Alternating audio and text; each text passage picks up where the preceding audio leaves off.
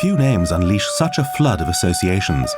It was the most powerful city in the ancient world, a symbol for greatness and splendor, and for excess and decline. 1,000 years after its founding, Babylon was in full flower. King Nebuchadnezzar II ascended the throne in 605 BC. For 43 years, he ruled an enormous empire stretching from the Tigris to Lower Egypt. Even today, the ruins of his great city cover 850 hectares, the largest field of ruins in all of Mesopotamia. Nebuchadnezzar used grand architectural projects to show off his power. He had Babylon surrounded by a double ring of walls. The outer ring was 3.5 meters thick, the inner a full 6.5 meters. Even in ancient times, they were counted among the 7 wonders of the world. The walls were made largely of simple clay bricks, but not the gigantic Ishtar Gate and the broad avenue that led to it. For these were the site of the highlight of the Babylonian calendar, the New Year's procession.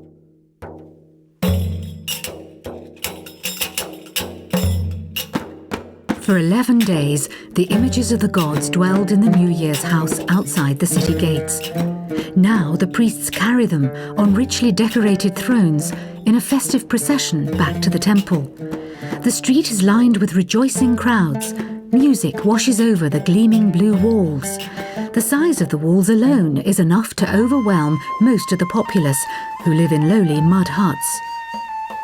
In addition, the frightening lions that face off against the procession are there to remind them of the greatness of the goddess Ishtar, ruler of war and love. At the Ishtar Gate, the procession is received by the animals symbolizing the other main gods, the bull as fertile and as powerful as Adad the weather god.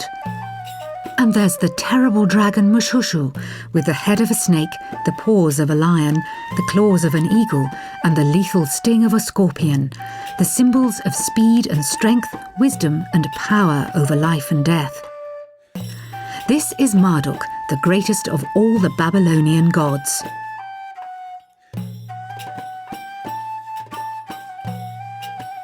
If you look at the painting in the Babylonian hall, you can clearly see that the Ishtar Gate and the processional way were built in several layers. The oldest parts of the walls are covered in reliefs of unglazed bricks. They were later filled in, and the Babylonians built new walls on top. This time they covered the walls with colored glazing and painted mythical animals on the tiles. This layer was also later covered. In the last step, the Babylonians combined the two techniques. On Nebuchadnezzar's magnificent buildings, you can see the symbols of the gods as color-glazed reliefs.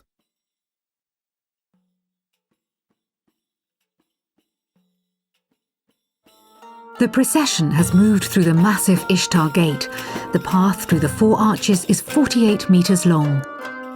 Now it approaches the temple area. In the middle of it is the highest structure in the world, a mighty tower with the great Marduk's house on top, the Tower of Babel.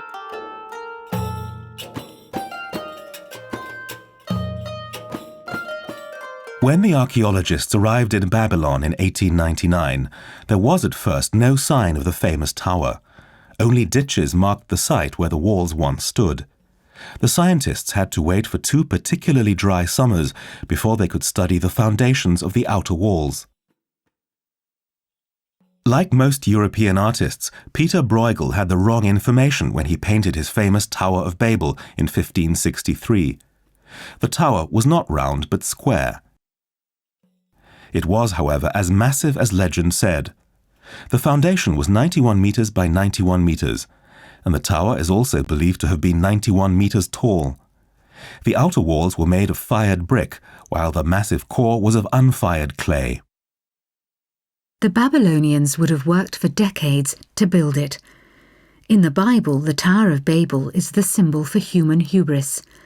God destroys it to deter humankind from its overestimation of itself.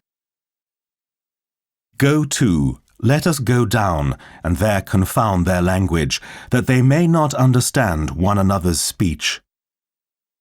And in fact, the metropolis must have been a true language Babel.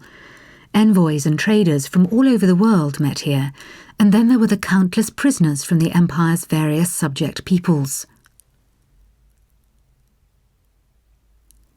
Nebuchadnezzar used his building projects to glorify not only the gods, but also himself. He had his throne room decorated on the exterior with coloured tiles. A partial reconstruction of that magnificent facade is next to the Ishtar Gate. It was once 56 metres long, decorated with marvellous ornamental palm trunks, each crowned with a stylised volute.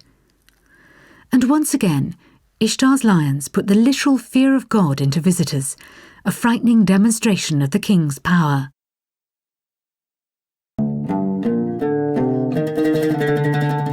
One of Nebuchadnezzar's successors was King Belshazzar, and it's possible that the biblical story of the writing on the wall actually took place within these walls.